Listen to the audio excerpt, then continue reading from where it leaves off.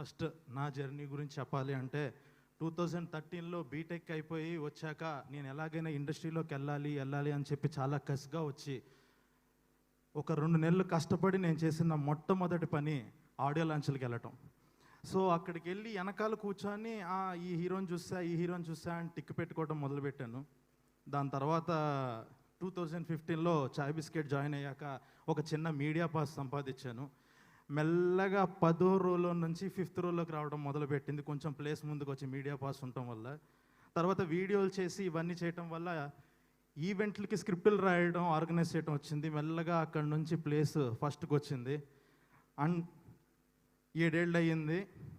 ఇటు ఉండేవాడిని ఇన్ని రోజులు, ఫైనల్గా దీనికి రావడానికి 7 ఏళ్ళు పట్టింది. ఇన్ని రోజులు ఇంత సపోర్ట్ చేస్తూ నా వీడియోస్ గురించి, ఒక షార్ట్ ఫిలిం గురించి ఇంత మాట్లాడుతూ ఇంత సపోర్ట్ చేసిన డైరెక్టర్స్కి, నా ప్రొడ్యూసర్స్కి, టీమ్కి, జనాలకి, అందరికీ థ్యాంక్ యూ.